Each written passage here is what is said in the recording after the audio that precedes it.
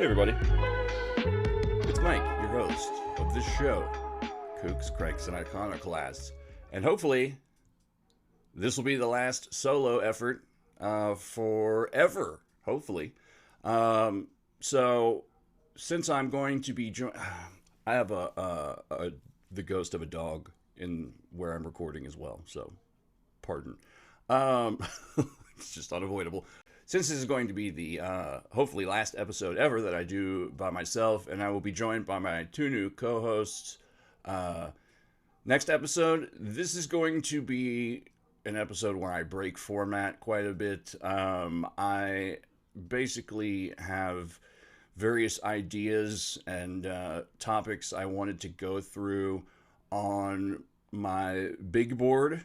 So this is essentially going to be a wiping the slate, literally, episode, and just sort of getting a few things done that I wanted to talk about before we kind of shift format and I get some fucking co-hosts in here and some banter and fucking liven this shit up quite a bit more. First off, I have a question. I don't know if we have any out-of-state listeners, but since when did lawyer commercials become like fucking wrestling promos? Like, I'm the ape shit crazy court case rapist. I don't know. It's just, there's a lot of very fucking intense, angry lawyers on TV, and they don't seem like the kind of people I would want representing me for any reason. I don't care if they are a bulldog or a lion or any sort of therianthropic were creature of a lawyer that will chew down on Mack truck drivers and not let them go. It just seems very strange. I don't know. Calm down. Most of them are old as shit too, so they really need to calm down. Also, I want to add at the top, as an official audio record, I just want to state, so in case anything happens to me, not that I'm like worried about it or anything, but just to have it on record somewhere. Should I disappear, don't stop looking for me. Also, if I should be injured in some way and end up in the hospital, as long as my brain and my penis still work, keep me alive. Otherwise, fucking whatever. I don't know. Donate my body to science or, I don't know, Chuck E. Cheese, put it on stage, fucking make a show out of it, do something with it, get some use out of it. Hopefully it will benefit the world more than me doing what I do regularly in my everyday life. What else? Man, so there was a crazy news story recently, and I guess also this episode is going to be just one big grab bag, basically, of what's weird this week.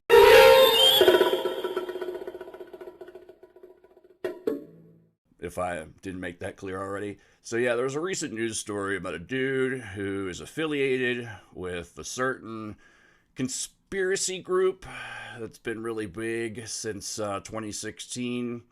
I'm pretty sure you know the one I'm talking about. Don't know if I'll get flagged for saying their name, so I'm gonna have to chop it up a little bit. But also, I had mixed emotions about talking about it because the perpetrator of the crime who is affiliated with this group, publicity is what he wants. So I don't really want to give it to him. I barely want to say his name. Just basically my whole thing is fuck him. And there's already conspiracy theories coming out that basically the dude chopped his dad's a federal agent. The guy chopped his dad's head off because he was a traitor. This man is fucking, I hesitate to say man too, because he looks like a sawed-off little prick. Man, if ever there was a soy boy, Jesus, this guy's it. But he's already mentally imbalanced. He's declared himself the Messiah at one point. I think he also declared Donald Trump the Messiah. So I guess they're co-messiahs. I don't know how that works. Maybe they have to amalgamate and coagulate into one Tetsuo at the end of Akira blob-like monster of just fucking insanity and piggish wrong-headedness. But yeah, so I don't know. Look into it if you're not familiar with it. When I was reading the story, I was like thinking of the old variety newspapers that were, they had the catchy headlines that rhymed. And the best way I could sum this up is wackadoo cute dude chops pops top off. So that's my number one I went with. I had another one that was much shorter. It was Q Decap's dad, but I didn't want to offend anyone with salty language. I don't fucking use shitty words like that. God damn it. It's a fucked up story. I can't believe that people are already trying to spin it as this guy's being framed. But he is a weak piece of shit, and he's representative of his ilk. That's all I have to say about that. Moving on. I had a new idea for a form of protest. You should just show up to political rallies, any kind of social unrest. This would be really great for, community-based town hall meetings.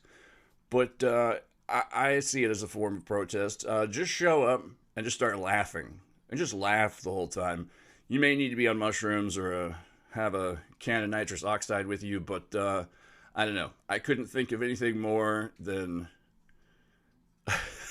the ever so subtle pointing out the ridiculousness and pettiness of most of what people give a shit about, other than just showing up and fucking laughing yourself red in the face. I also wanted to mention a recent YouTube video that has come out that has got all kinds of Christian folk up in arms. It is called Satan's Guide to the Bible. Now, I don't... I loved it. I thought it was great. I've watched a couple of videos trying to counteract and refute this video. But it is well researched. It talks to a lot of biblical scholars, points out a lot of good, makes a lot of good arguments. And most of the arguments I've seen of people trying to refute it, the largest argument made for a lot of, to go against what is being said in the video, and it's highly entertaining. It's done like a old, it's like a children's Christian cartoon, like something you'd watch in a Sunday school like format. I strongly recommend checking it out. It's full of just fantastic information. I'll probably put a link in the show notes. But yeah, from watching it and watching the refutation or, rebuttal videos, the largest arguments made against it are about how things are all in interpretation and context. But this is actually one of the main arguments made in the video. I don't want to spoil it for those who want to watch it. But I don't know. An argument of interpretation is, I don't know, it's not really an argument at all to me. I mean, anyone can interpret anything to mean something else. So, I don't know. There's that. But also, a lot of those videos I've also seen, one in particular, a person kept mentioning, like, the reason most of these people are saying these things in these videos is because at some point, they feel like Christianity did them wrong, or they're just mad at Christianity. And there's more than one video saying that, and yet they don't see anything inherently faulty in that argument. It's like, yes, Christianity did some bad stuff. I don't know. Like I said, I'm trying not to harp on religion and whatnot, but this whole thing, this episode particularly, we're going to talk about politics and religion. Politics is another thing I don't like to get into because it's so fucking boring. I don't trust any of them. I have no affiliation, but there are some I dislike more than others. That's for fucking certain. But yeah, in keeping with the theme of Satan's Guide to the Bible and its critique on Christianity, one can make the argument that Christianity is in itself a Saturn death cult of sorts. Man, just, I don't know. looking at the Bible and a lot of stories in it, there sure is a lot of fucking child sacrifice and man, a lot of dead babies and just wow. I don't know. And I don't think I need to specifically mention who is doing all the killing of the babies and who is demanding sacrifice of children. Hint, it's one of the main characters. I'll say that. Don't want to give it all away. Like I said, I strongly recommend checking out the video. As far as politics goes, I'm going to try and make it sexy. Actually, it's not sexy. It's fucking gross and disturbing. But we're gonna do a little game. We're gonna play a game this episode. Get yourself a writing utensil and a piece of paper to keep score, and I will reveal the tallied up numbers at the end. I'll explain a little more later. I'm saying that we were going to play a game based on sex and politics. Now, the rules of this game, I'm going to go through a source. I don't want to give it away because it would, basically ruin the game. But I'm going to go through a source. You'll probably figure out what it is. I've got a list of sex scandals in America, and I'm just starting at 1990. I'm not going to say the names of the people. I want you to, I'm going to read the quick summarization of the sex scandal in particular. And the rules of the game are, I want you to get your pen and paper and keep a tally of Republican or Democrat. And I want you to tell, by the sex scandal, maybe, what you think they are, what their party affiliation is.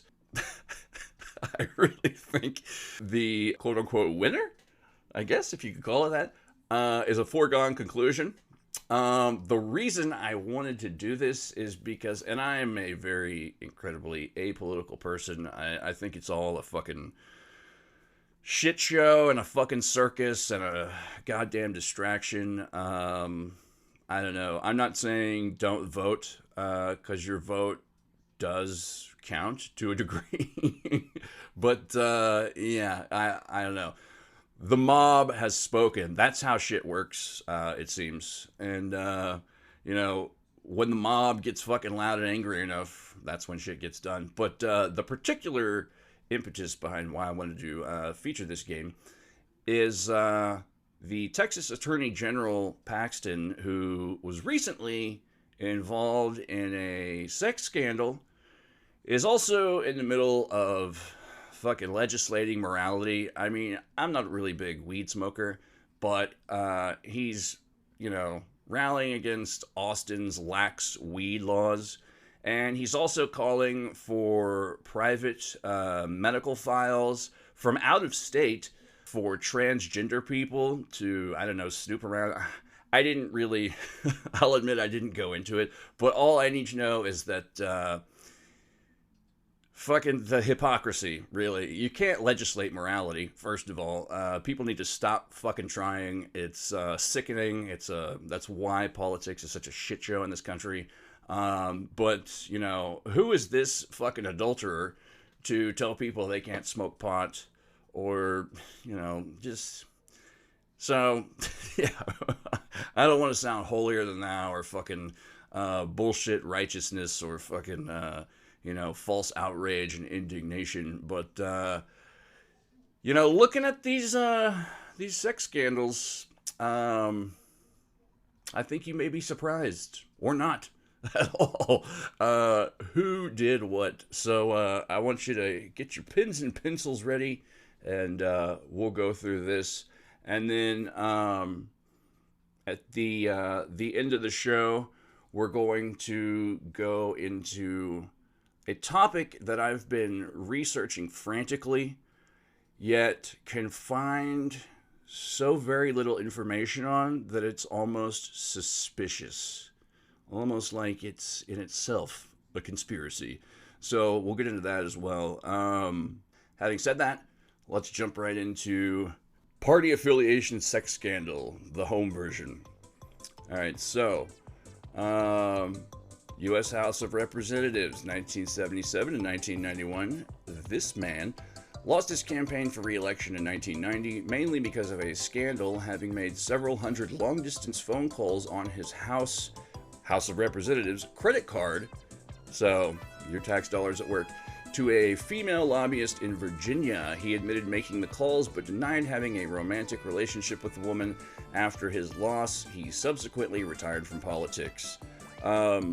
Also, by the way, if you know any of these specific political figures, massive extra points. We're just going for party because I think it would be easier this way for most people. And also, I have a feeling that the vast majority of my listeners, all, I don't know, 17 to 20 of them right now, are probably much like myself, very apolitical. But anywho, moving on. Representative in 1994 acknowledged fathering a child out of wedlock after a political opponent came forward with a video of him leaving the home of his mistress in 1990.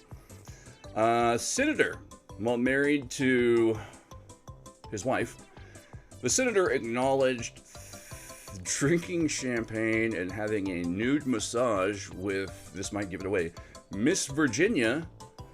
Although he denied having an affair, he admitted to a quote-unquote indiscreet friendship and claimed it was an 18-month affair. Okay. Soon after, Miss Virginia appeared nude in Playboy, 1991. So, like I said, that probably gives it quite away.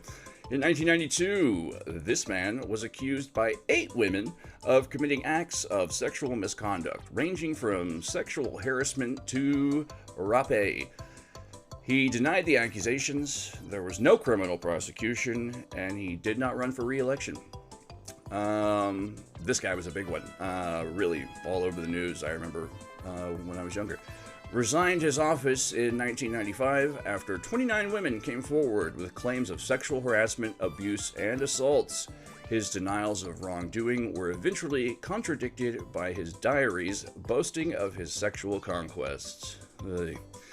This man, a representative, was involved with a prostitute in 1993, but claimed that no money was involved. So, I don't know, okay. And he was not arrested. He apologized several months later and was quoted as saying, "My conduct that evening was inappropriate. It violated the values of the person I strive to be." I think that kind of gives it away too. This woman, that's right, them too, called for the resignation of alleged murderer, I'll say, Bill Clinton, admitted in 1998 to have had an affair for 6 years with a married rancher before she entered government. She said, 14 years ago, when I was a private citizen and a single woman, I was involved in a relationship that I came to regret, that I'm not proud of. I only wish I could have learned the lessons sooner. This man, a representative who has a name reminiscent of a famous cartoon elephant, had an affair while married to his second wife. He was the first lawmaker in either chamber to call for Clinton's resignation due to the Lewinsky scandal. Lost his primary challenge less than 3 years later after the impeachment proceedings. This man, a representative, in 1995, speaking off the then recent affairs of an aforementioned, the guy who I said I remembered from the news as younger, the unfolding experience of Democrat Bill Clinton, this man stated, "No one, regardless of what party they serve, no one, regardless of what branch of government they serve, should be allowed to get away with these alleged sexual improprieties." In 1998, however, Vanity Fair printed an article detailing an affair that this man himself had had in 1983, which produced a bastard. Before publication, he admitted to fathering a son with a former state employee. This man, a representative, called for the resignation of Bill Clinton in 1998. I realize that anyone, anyone calling for the resignation of Bill Clinton is probably, their affiliation's not too hard to figure out. But It's all about the values that these people care and profess to champion, and then the hypocrisy behind it all. So when this man's extramarital affairs were leaked, his wife pressed him to resign and for him to urge Clinton to do likewise. This man, a very famous politician, is a representative and leader of a revolution in 1994.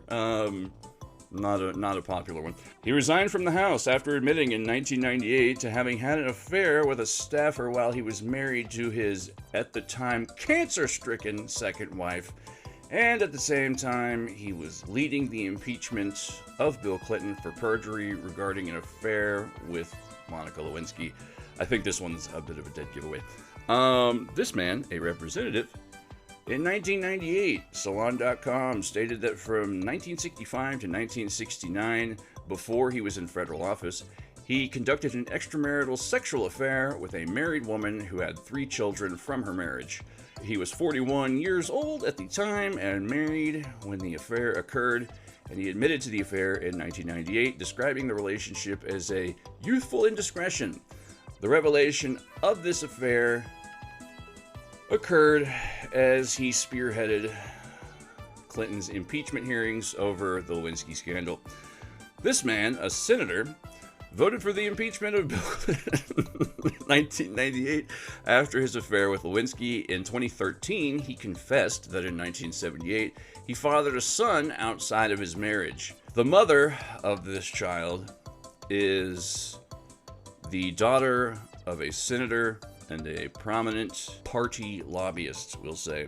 Bill Clinton also is in this list, so you'll know where to put that check mark. This man, a representative, resigned from Congress in 1995 after a conviction for statutory rape. In August 1994, he was indicted for sexual assault and criminal sexual abuse for engaging in a sexual relationship with a 16-year-old campaign volunteer that began during the 1992 campaign. Despite the charges, he continued his campaign and was re-elected that November. He had no opposition. He initially denied the charges, which he claimed were racially motivated, so there's a hint. On August 22nd, 1995, he was convicted on 12 counts of sexual assault, obstruction of justice, and solicitation of cheese pizza. He resigned his seat on October 1st of that year. Let's see. I kind of wanted to start in the 80s, but I'll do a few more. So, and now, those were all from 1990 to 1999. We'll do a few more. This man, a representative, had an affair with his 23-year-old intern and was exposed after she mysteriously disappeared. Her body was found a year later, and in 2008, an illegal immigrant with no relation to the man was charged with her murder, but all charges against the suspect were dropped years later. The murder of the intern remains unsolved. This man had often demanded that Bill Clinton, quote-unquote, come clean, too easy, about his affair with Lewinsky. This man, a representative, announced he would terminate his 2004 attempt for a third term in Congress after allegedly being caught on tape soliciting sex with men, despite having aggressively opposed various gay rights issues in Congress, such as same-sex marriage and gays in the military. This man, a notorious piece of shit, was a senator who changed parties in the 60s when, the whole Democrat-Republican flip-flop type thing occurred. Despite being a noted segregationist, this man fathered a child with a 16-year-old African-American in 1925 who his family employed. He was also reported to have sexually assaulted fellow freshman senator, a woman, in the elevator in 1994. This man, a representative, was elected in 1994 and had voted to impeach Clinton for the Lewinsky scandal. He had a long-term affair with his chief of staff while married. He married his chief of staff after getting a divorce. This man, a representative, failed to win re-election following revelations of a 5-year extramarital affair, who would later go on to accuse him of physically abusing her. This man, a conservative... This one doesn't really count because it's not a politician, but I'll read it anyways, just for an extra point. A conservative blogger who did not qualify for a legitimate press pass but was routinely allowed to ask quote-unquote softball questions at White House press conferences. Further scrutiny revealed that he had posted naked pictures of himself on multiple male escort websites. This man, a representative, resigned his House seat when accused of sending sexually explicit emails to teenage male congressional pages. This man was a representative, was campaigning for governor when he walked a waitress to her car. She claimed he threw her against a wall and threatened to assault her sexually. He claimed she tripped and he caught her. Yeah, good one. The civil lawsuit was settled with the payment of $50,000 to the woman. 6 weeks later, he was elected governor. This man, a senator, took over the House seat of former Congressman, I won't say the name because I don't want to give it too much away, who resigned in 1999 following revelations of an extramarital affair. At the time, the man stated, "I think my replacement stepping down makes a compelling argument that Bill Clinton should resign as well." The man's name was then discovered in the address book of Deborah Jean Palfrey, aka the DC Madam. This man, a deputy secretary of state and former AIDS czar appointed by W, stated that U.S. funds should be denied to countries that permitted prostitution. He resigned on April 27, 2007, after confirming that he had been a customer of Deborah Jean Palfrey, the DC Madam. Man, I could only imagine what a DC Madam's black book, how much... I don't know, I kind of want to look into her story a little more because I'm amazed if she was not fucking murdered. Okay, moving on. This man, a U.S. senator for 18 years, was arrested on June 11, 2007 and charged with lewd conduct arising from his behavior in a men's restroom in the Minneapolis-St. Paul International Airport. This was a big one, too. I remember this story. He pleaded guilty to the lesser charge of disorderly conduct. He unsuccessfully sought to withdraw his guilty plea. He announced his resignation 3 months later on September 1st, 2007. Still, he changed his mind again, although he did not seek re-election in 2008. This man, a representative, was elected to the seat of a previously mentioned man who had resigned following sexual harassment charges from his congressional interns. The man in question, not the previous man, ran on campaign promise to make, quote-unquote, a world that is safer and more moral. In October 2008, he admitted he placed his mistress on his staff and fired her, saying, "You work at my pleasure." That was a direct quote. He then admitted to multiple other affairs. This man, a representative, was arrested for drunk driving. Under questioning, the married congressman and father of 3 admitted to an affair that produced an illegitimate daughter. This man... God. This man was a senator who admitted to an extramarital affair with an actress and film producer, which produced an illegitimate child, seriously undercutting his 2008 presidential campaign. That was another... He was a big name, too. This man was a senator who resigned his position as chairman of a Senate Party Policy Committee on June 16, 2009, after admitting he had had an affair with the wife of a close friend, both of whom were working on his campaign. Wow, what a pal. Under investigation, he resigned his Senate seat 20 months early in 2011. In 1998, the senator in question had called for President Bill Clinton to resign after admitting to sexual acts with Monica Lewinsky. This man, a representative, on July 16, 2009, was announced that his wife had filed an alienation of affection lawsuit against a woman with whom he allegedly had an affair. The lawsuit claimed the adulterous relationship ruined their marriage and his political career. This man, a governor, in June of 2009, after having disappeared from the state for nearly a week, publicly revealed that he engaged in an extramarital affair and had led his staff to believe that he was going hiking on the Appalachian Trail, but went to visit his mistress. A lot of people go missing in the Appalachian Trail, and so did this man's political hopes and dreams. While the scandal made national headlines, it led to his censure by the State General Assembly and led to his resignation as chair of the Party Governors Association. He did complete his second term as governor. That second round, that's all going to be from 2000 to 2009. Now, I may want to do a sequel to this, so I'm not going to... we'll do some more later down the road, maybe. But I hope you've got your tallies together. I hope you've... made your guesses. If you've got some specific names, like I said, let's say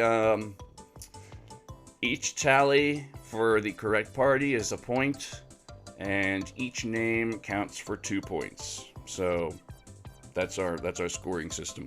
I'm going to go through, give the name, party affiliation.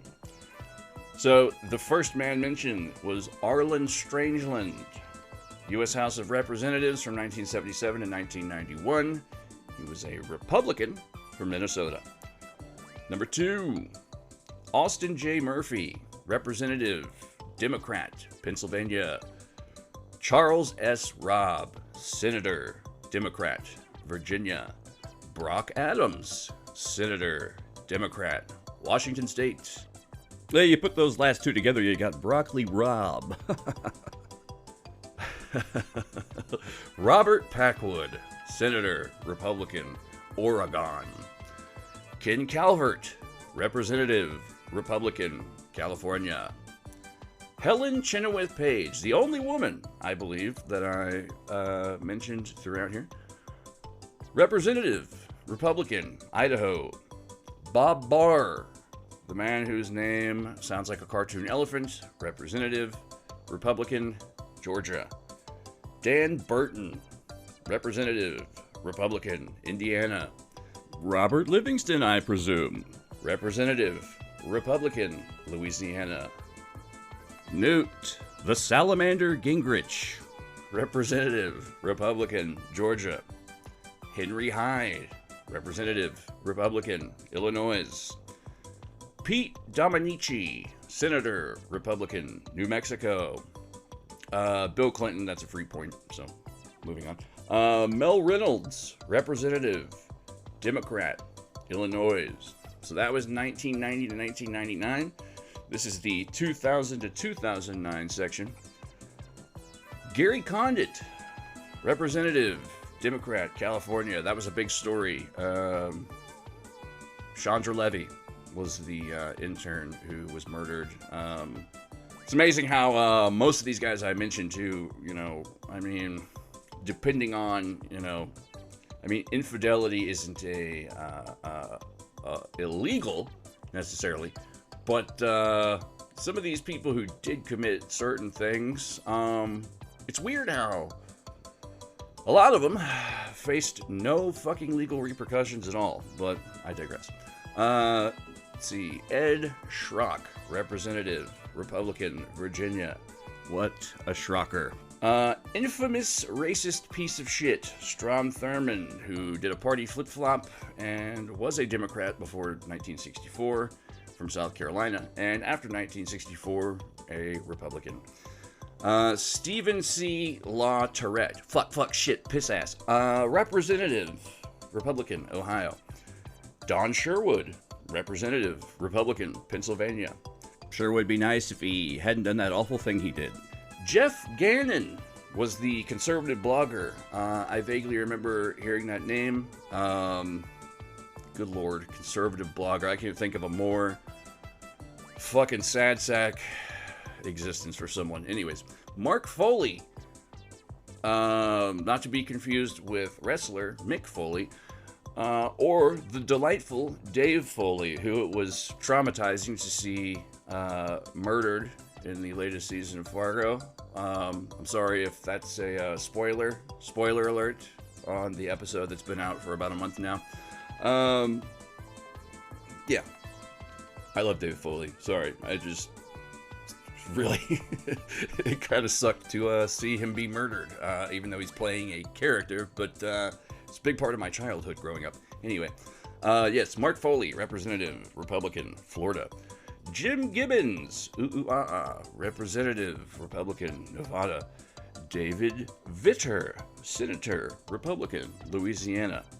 Ronald L. Tobias, Republican, Deputy Secretary of State. Larry Craig, Republican, Idaho. Tim Mahoney. You're a loose cannon, Mahoney. Representative, Democrat, Florida. Vito Fossella, La Cosa Nostra. No, not all Italians are in the mafia. Representative, Republican, New York. John Edwards, not to be confused with shitty fake psychic John Edwards, but John Edwards, the Democratic senator from North Carolina. John Ensign, Senator, Republican, Nevada. Chip Pickering, who has one of the most whimsical, yet at the same time somehow fucking disgusting names I've heard in a long time. Representative, Republican, Mississippi. And finally, we have Mark Sanford, Governor, Republican, South Carolina. Now, tally up your votes. If you have over 50 points, you lose, and I highly suggest that you get a hobby. Perhaps call a friend or loved one, see how they're doing. Stop watching so much news and following so much politics. It's rotting your brain. If you have under 25, you win because you have a life and things to do and probably more important shit going on in your world than all of this hemming and hawing and highfalutin horse shit. I think it's a foregone conclusion that the Republicans are seemingly more prone to being in sex scandals or involved with immoral acts that point out the hypocrisy of their bullshit morality legislating.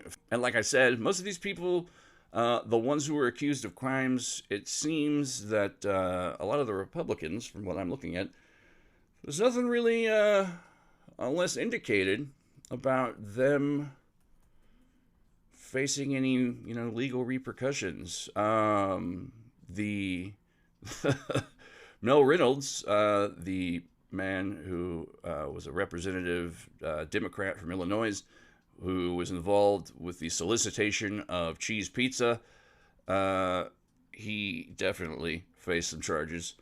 The reason I mention that specifically is because there is a certain contingent in this country that loves to accuse the members of the Democratic Party of being completely soaking up to their jowls, I suppose, in heinous crimes of such a nature, or worse, of course. But of course, it's all hearsay, and unless otherwise convicted in a court of law, I don't believe a goddamn word of it. And I guarantee you that anyone throwing around those very same accusations, if they were accused of the same crimes, I guarantee you that they would want to have their day in court. Say what you will about the American legal system. It is broken. It's not the best, but it's the only one we have, and it's what prevents us from degrading into a violent orgy of chimpanzee shit-flinging. So, mazel tov, America. You did it again. Good job, everyone. That's just, like I said, that's from 1990 all the way to 2009. So there's more. You can probably guess which source I'm using, seeing as how they are in list format. That's probably a clear clear indicator. But yes, we will come back to this source and play another round of this one day, I'm sure. But yeah, I don't know. I just, oof. I'm sick of it. I'm sick of the bullshit, and fucking, I don't know. I'm trying not to. It takes a lot to get me angry, really. But god damn it. I don't know if I mean we're all guilty of hypocrisy at one point in our lives, but for an elected official to get up and fucking ballyhoo and bullshit and fucking just spout off a bunch of morality fucking horse shit as their platforms for their political campaigns or trajectories. It's just fucking sickening. It's and I'm sick of it. And I don't know, morality obviously really has no place in politics. I mean, you know, to a degree, but fucking I just you can't legislate it, like I said. So anywho, but enough politics. It's fucking aggravating. I just I thought this was a fun little interactive thing we could play together. Yeah, fucking sickening.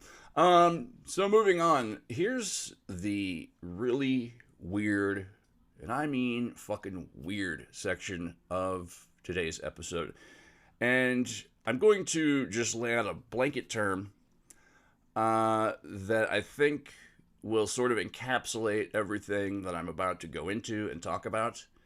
And the word is imposters. Now, to put a finer point on that, I would say imposter humans or human impersonators.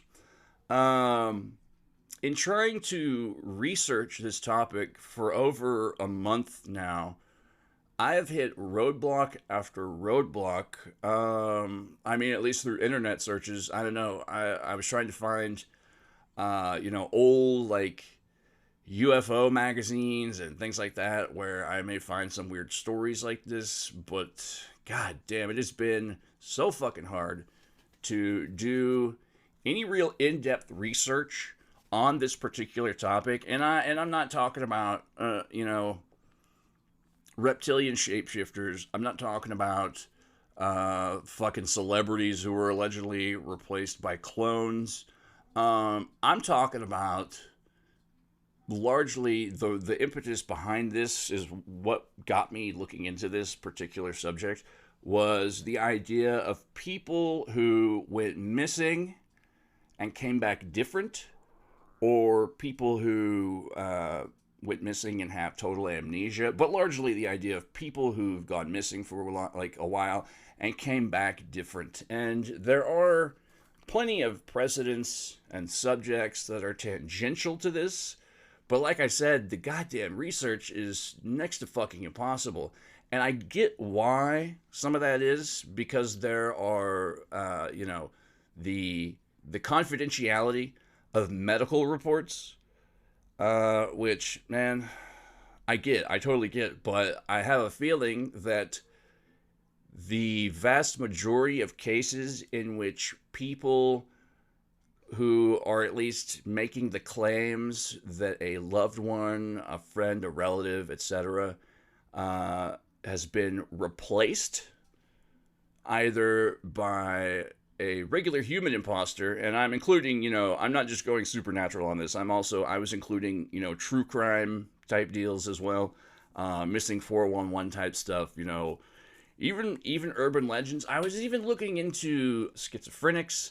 Mental health does come into play on this, and that's also why I think this may be part of a potential conspiracy, because it is ridiculous how hard it is to find stories of what I'm about to get into, and that are outside of mental health type issues. I have a feeling that the vast majority of people who have reported stories of friends or loved ones, relatives, etc., being replaced have largely been round up to one degree or another by the psychiatric community and diagnosed as having Capgras syndrome, which is a thing that came up quite a bit, other than like imposter syndrome, which is something that seems to strike mostly millennials and the autistic and people with ADD. I don't know.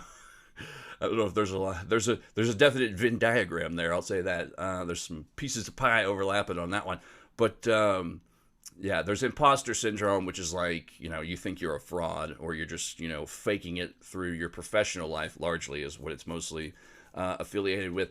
But Capgras syndrome, for those who are not familiar, is a delusional disorder, quote unquote, maybe not, where the afflicted is operating under the belief that a close friend, relative, loved one has been replaced by someone else.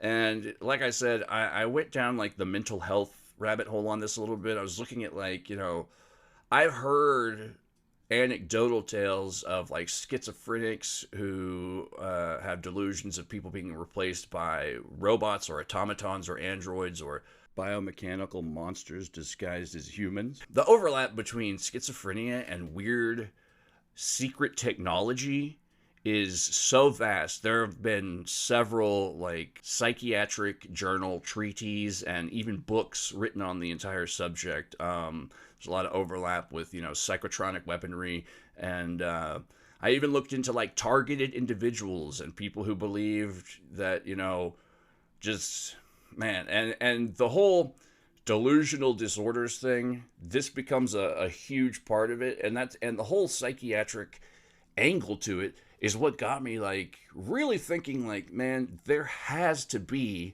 and there are, and I will relate a few known stories that sort of fall into this, but there has to be more than just the, I could only find enough sort of examples that you could count on two hands. And there has to be, in the vast annals of psychiatric literature, conspiracy, ufology, there has to be more stories of human imposters. And I'm talking like, not vast conspiracy of reptilian shapeshifters. I'm talking about like personal, anecdotal stories, one-on-one, true, verifiable stories. And man, just the dearth of information is almost suspicious to me.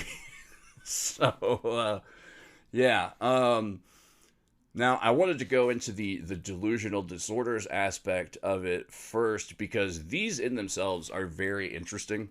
I've been familiar with Capgras syndrome before, but there are sort of variations upon this theme that, and a lot of delusional disorders do sort of overlap with issues of identity, either your own or other people's. And I don't know.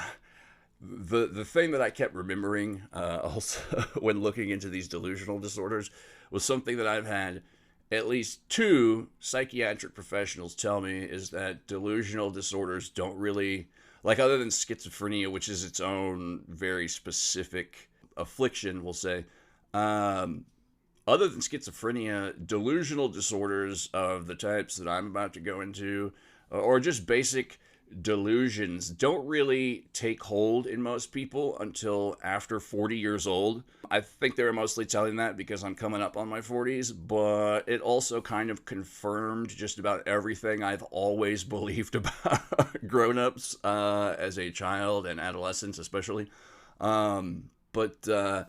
Yeah, so in the sort of blanket, sort of quick scattershot identification of these delusional disorders, specifically ones that sort of deal with this kind of stuff, I'm just going to kind of go through and just give a quick sort of summarization of each one.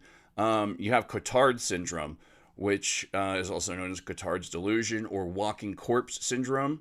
This is where people who are under they're operating under the belief that they are already dead, or there are variations on this as well, that they've lost their blood or internal organs, or that they are rotting. Richard Chase, the Vampire of Sacramento, is a famous sort of example of this. They're not all fucking homicidal maniacs, though. However, there was something interesting, an addendum to this. I saw that people with Cotard syndrome can sometimes be a bit more prone to highly dangerous, reckless behavior due to the fact that they sort of have a delusional immortality in the fact that they're already dead, or at least there's been reports of this. So that even just sounds like a rabbit hole in itself, which I may I may pursue later on. You have cryptic pregnancy or phantom pregnancy, which is pretty self-explanatory.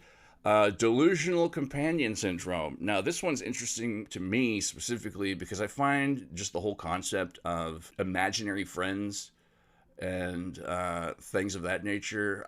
It's a subject that's always fascinated me, and whether or not children, or at least, from a developmental psychology standpoint, there are people who say and believe that children have a much more unfiltered perception of reality, or, beyond reality, if you will.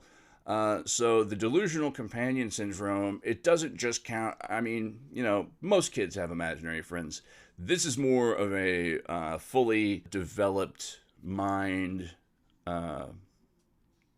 sort of viewpoint from that. Let's see, you've got erotomania, which I think is also pretty self-explanatory. It's like, this particular thing makes me super fucking horny. I'm just horny all the time. You break into the whole vast world of paraphilias, which I will definitely... I'm going to revisit that topic at some point down the line. You've got folie à deux. I think everyone kind of knows what this is as well. It's a shared delusional disorder. The infamous case of the Erickson twins, the women who were on the British motorway and were repeatedly hit by cars, and were making claims that someone was trying to steal their organs, etc. Man, that rabbit hole on those two goes deep as well. There's all kinds of MK Ultra conspiracies and lizard people, etc. type things going on there. Just look up the Erickson twins and watch the chaos on the motorway or something like that. There's like the whole thing was filmed by a cops type program in the UK. Quite interesting. Anywho, you have grandiose delusions like, I'm the whiz, nobody beats me, etc. Ideas and delusions of reference. Let's see. Ideas of reference and delusions of reference describe the phenomena of an individual experiencing innocuous events or mere coincidences and believing they have a strong personal significance. So this is a commonly attributed symptom of schizophrenia, but this is also, it just sounds like being on acid or mushrooms. There's also, within occult literature, people who are undergoing the ritual of the holy guardian angel, like in thelemic practices, for example, they have sort of, when you undergo the process of trying to meet your holy guardian angel, you basically take a vow that the universe is nonstop barraging you with personal messages, things like that. You have idea fix. It's a preoccupation of the mind, believed to be firmly resistant to any attempt to modify it, a fixation. Basically, a monomania.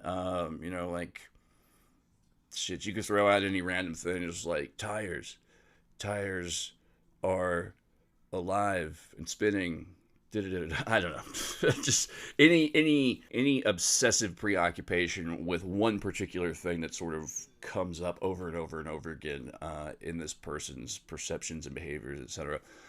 You have clinical lycanthropy, which I don't think I need to explain. That's just, werewolfism. Monothematic delusion, delusional state that concerns only one particular topic. So kind of like, I guess they would call it comorbid with idea fix. Paranoid anxiety. I think we're all familiar with that at some point. Persecutory delusion. This one I've always had. I mean, it is a thing, but also I fucking take some issue with it because, you know, people are being fucking persecuted, and the, you know, the origins of the psychiatric versions of persecutory delusions fucking generally started with, just shitty white people talking about their slaves and things like that. So, I mean, it's troubling. You have what is known as reduplicative paramnesia. It's the delusional belief that a place or location has been duplicated. This is also sort of comorbid with a fairly recent, actually, I don't think this is recent at all, but the name for it is recent, the Truman Show delusion, which also, I mean, that covers a wide range of various delusional disorders, if you will. But at the same time, if you think about it, with the abundance of surveillance cameras and phone cameras and the internet, etc., I mean, aren't we all living in the Truman Show? Don't you think? Anywho, moving on. Thought broadcasting. I don't think I need to elucidate on that. That's pretty straightforward.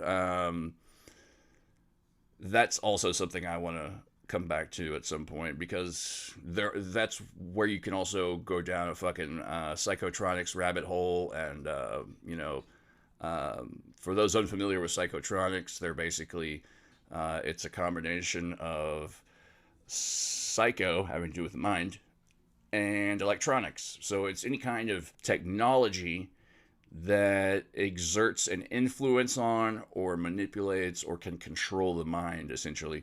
And then with that as well, you're also getting into weird places of parapsychology and things of that nature. So thought insertion, that's pretty straightforward as well. And right there with thought broadcasting, that's just, you know, in and out.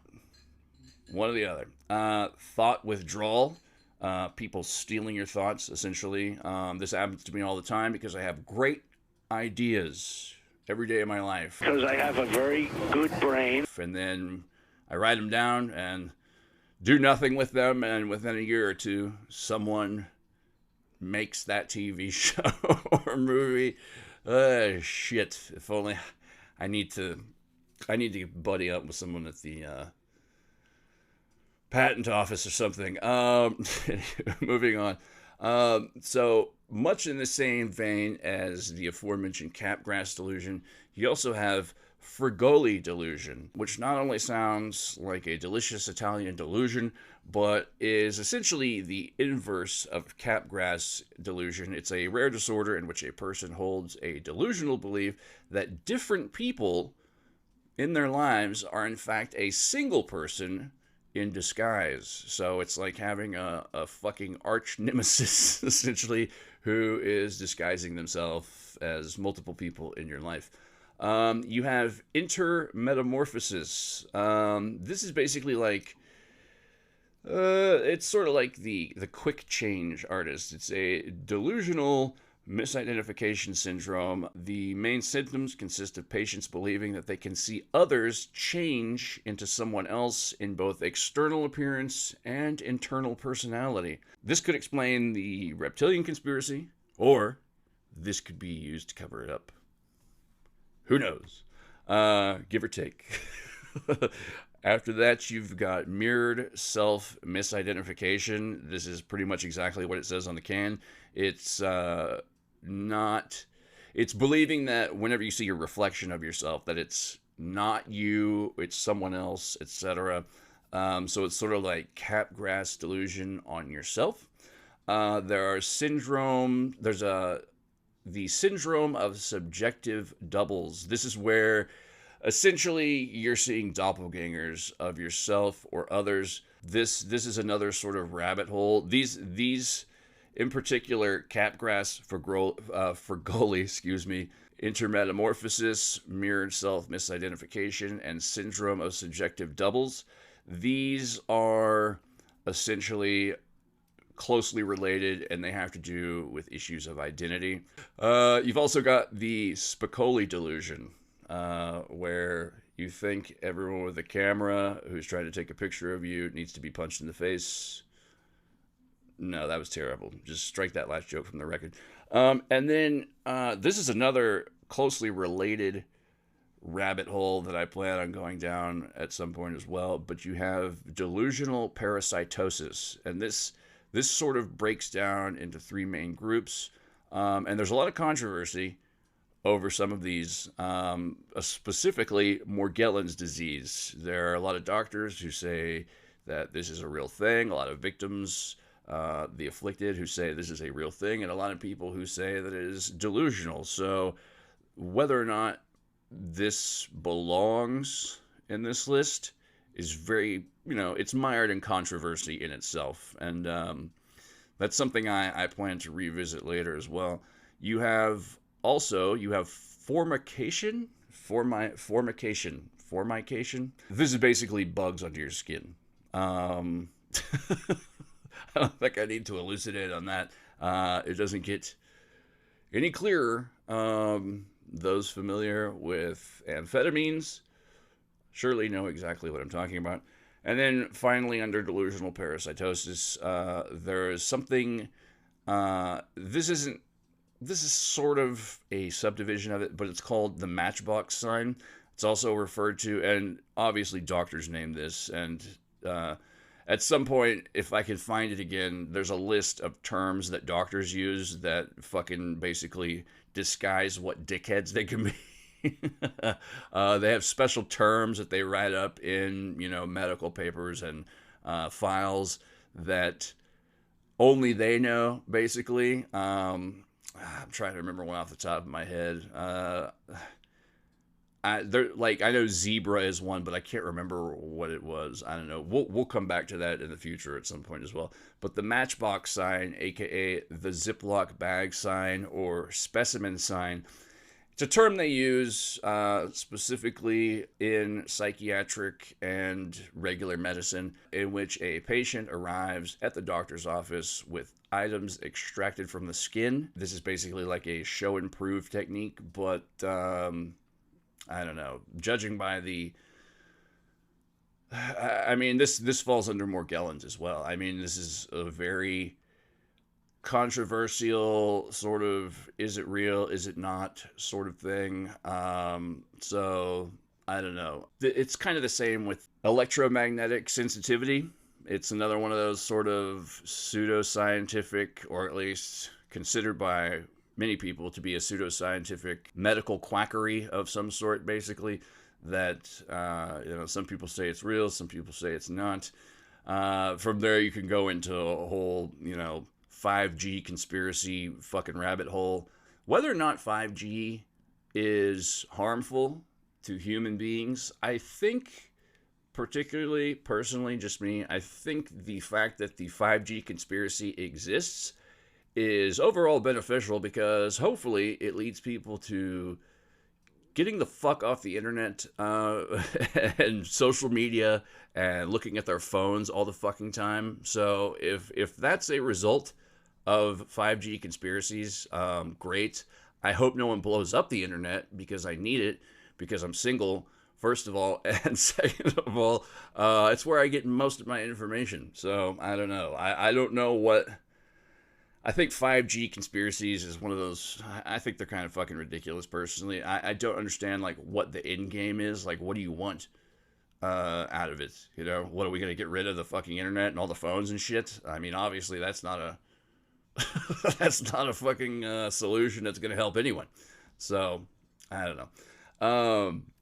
But yeah, that's all of the psychiatric standpoint, just a basic rundown of many of the delusional disorders, and like I said, some or more pertinent to the topic of human impersonators than others.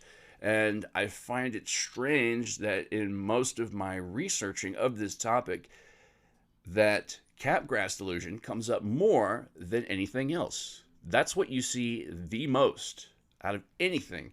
And there's got to be, I would love to find more personal stories of people who are afflicted with capgras, but I want the twist ending, oh shit, even if it's just a true crime story that which they are out there. They do exist. There's a very infamous story of a man called Frederick Bourdin, I believe is how you say it. He comes from France. There's a really famous documentary. I believe it's called The Chameleon or The Impostor, but it's about a guy from France named Frederick, basically. And man, I don't know. I don't want to give the whole story away because it's got a fucking crazy ass twist to it. But this guy Frederick from France, he was called the Chameleon because he was known for being a serial identity thief, and he just claimed to be all kinds of different people, and mostly children, because he himself was an orphan, I believe, and he grew up in orphanages and was known for using various identities and names, etc. And he eventually claimed that he was the missing son of a family from Texas. The family in question were known to have drug abuse problems. They were known to have had child abuse problems in the family. And this guy, he claimed to be their long lost missing son, and he goes to live with the family and pretends to be their long lost missing son, and it fucking just spirals into a fucking M. Night Shyamalan-esque twist that you just have to you gotta check out that documentary. The name escapes me. I'll insert it in the future, but I'm pretty sure it's called The Impostor or The Chameleon or something like that. Yeah, it's fucking insane. And that's a well-known case, too. This is a very well-known, specific example of a true crime type story where someone went missing and then they came back and it turned out it wasn't them. And that's not even really the craziest part of that story, but yeah, that's one of the most well-known cases. And even in true crime examples, I was trying to find stuff, but goddamn. And other than Capgras delusion, the other thing that kept coming up, besides, shape-shifting reptilians and fucking, like, celebrities being replaced by clones, which I think are... I would give more credence to shape-shifting reptilians than I would fucking clone celebrities. I couldn't think of a more useless person to fucking clone than a celebrity, unless it was, like, for dirty, gross purposes. But at the same time, cloning, the idea, brings in the argument of nature versus nurture. They're not going to be the same fucking person if they, I don't know. There's too many fine points to argue on the idea of cloning and why a person will not be the same as their clone. It doesn't work that way. Unless you have some kind of neurological mapping device that can reprogram their brain. Anyways, fucking see, it just sounds stupid when you try to fucking get into the the possibilities behind it. So other than those two, or other than Capgras, shape-shifting reptilians, and celebrity clones, one of the other things that kept popping up a lot was there's tons of, mythical stories about doppelgangers and changelings, and actually there's some pretty famous changeling accounts that are somewhat horrific horror stories in themselves. As far as doppelgangers go, there's some in that category as well, but I don't find them all that interesting. Some cultures claim that to see a doppelganger, especially of yourself, is a sign that you will soon die. It's a portent of doom and gloom, but I don't know. Sometimes people look like each other. It just fucking happens. There's only so many, facial configurations and there's some dumb shit on the internet too about like people being turned into mannequins and fucking used in like high-end boutiques and clothing stores. It's some of the fucking most ridiculous shit I've seen. I'm pretty certain that if they are not high-end mannequins, then they're those fucking people, those street performers who sit perfectly still. ridiculous. Hopefully I can find the video I'm referencing and throw that in the show notes as well. But yes, as far as the changeling stories go, there is the story of the murder of a woman named Bridget Cleary by her husband Michael in County Tipperary, Ireland, back in March 14th, 1895. Hey, a day before my birthday. Maybe it's all about me. So yeah, I don't know. I have a feeling that Michael probably wanted to kill his wife in the first place. I don't think the changeling story really has much to do with it, but yeah, it's that's what it was blamed on. So who knows? I mean, this is where you see the overlap of true crime with this kind of thing. Like another good true crime example. Actually, this is more of a textbook example of capgrass, although I question the validity of this case as well, as far as, well, Lori Vallow and Chad Daybell, the people they killed, they said they were being replaced by zombies. I think that's probably bullshit. I don't really think they thought that. I think they were working on a... they were just dickheads and whatever, pieces of shit. They just wanted to fucking... there's too much wrong with that case. It's completely fucking insane. But yeah, aside from that, you have tons of stories of people who go missing, and they just disappear and come back years later, but most of them are stricken with amnesia. So there's no real, I don't know, like other than the story of Galina Markovna, which I found by happy accident. This is a woman who lived in Russia. She and her husband were at a train station. They saw a flash of light in the sky, and then all of a sudden an old woman showed up out of nowhere and asked her husband for help with her other senior friend, and he just ended up disappearing for a while. When he showed up back home days later, he didn't really remember what had happened, but he did say he suffered a heart attack. And Galina remarked, as well as her daughter, remarked over and over that his tone had changed, had become more somber. I would mostly attribute this to the heart attack as opposed to the mysterious old women and light in the sky. But this is one of the few cases I've found that's, you know, related to ufology. And I'll put in the source for this too that I found. It's from Beyond Creepy, which is an excellent YouTube channel. Lots of cool stories from, you know, true sightings and encounters that people have had. As far as the... Oh, and earlier when I was talking about Frederick Bourdin was the man known as the Chameleon. The dramatic, cinematic adaptation of the story is called Chameleon. The documentary is called Imposter. So there's that. And then, of course, you have stories of shapeshifters, which, I mean, that's right up there with, you know, alien hybrids, changeling reptilians, etc. You have stories of men in black who are... I don't think it's sort of...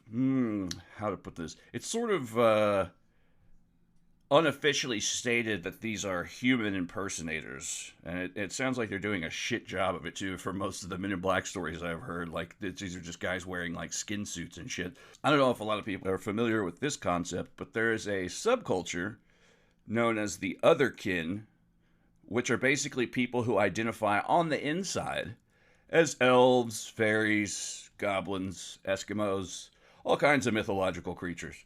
There was also a popular Twitter conspiracy, and I'm sure TikTok as well, because that's just a fucking ridiculous breeding ground for ridiculous conspiracies.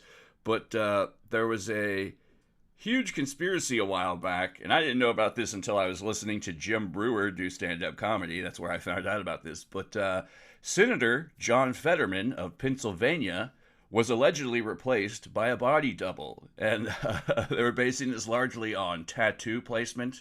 But this blew up the Twix, the Twitter, the tweets, the twits, the twits. It blew up all over that shit. But there's one last story, and it's one of the weirdest ones I've heard. And it is tangential to Missing 411. And this is the robot granny story. And this was the kind of shit that I was trying to find, like... or at least kind of like this. I was trying to find stories more in the vein of this, but it was like, the difference with this story is that it takes place out in the wild, and I was trying to find stories that take place like domestically in people's homes, like in their lives, and god damn, it's just so fucking hard, almost suspiciously hard.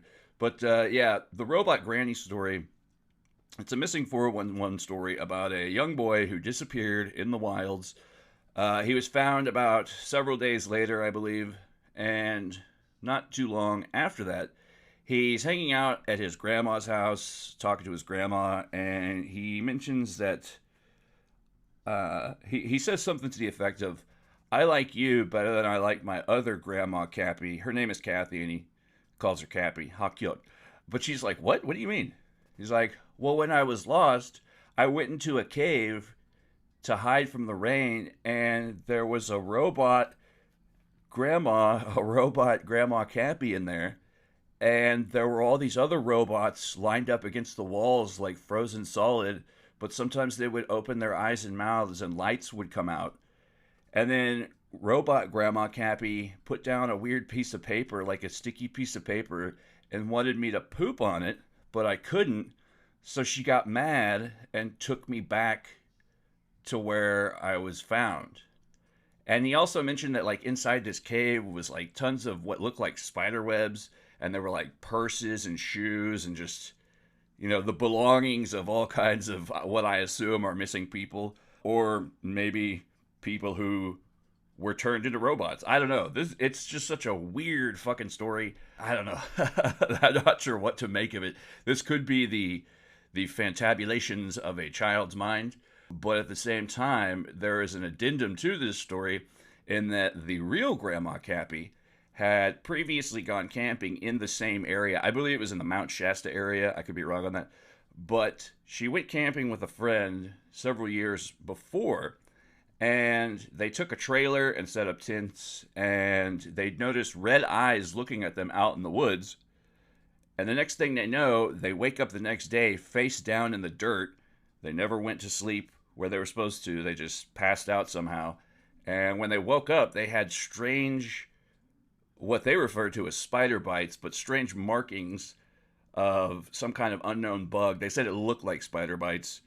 So that just adds a whole new dimension of high strangeness to the case. I don't know. Like I said, this whole this whole topic was insanely hard to find any, I don't know, actionable intelligence, we'll say, as far as people claiming that, you know, there's been someone replaced in their life. I don't know. I mean, there's got to be somewhere first-hand stories. So if anyone knows anything, knows where to point me in the right direction, maybe, please do. I found one other site called Real Shapeshifters, which I will also include in show notes. It's on the Wayback Machine, but from what I can see, it's predominantly about reptilians. I think there may be some video links on there. I don't know. It's on the, like I said, it's on the Wayback Machine, so hard to tell. But I'm already at about an hour and a half, so I'm gonna try and I'm gonna wrap this up for now. A lot of the topics discussed today and the game we played, we may come back to these in the future. So, fingers crossed, everybody. Yeah, when you hear us next week, that will be the new show. So, we just figured out a lot of our technical issues, got those solved, and we got something nice and salacious brewing up for everybody. So, tune in. Please be sure to, I don't know, bring a poncho. But that's it for me. I'm Mike. This has been Kooks, Cranks, and Iconoclast. Like I said, next week I will be joined by my 2 new guest hosts. I'm fucking pumped. I'm psyched. I can't wait. Yeah. So tune in next week, and we will see you there. Thanks for listening. See you next time.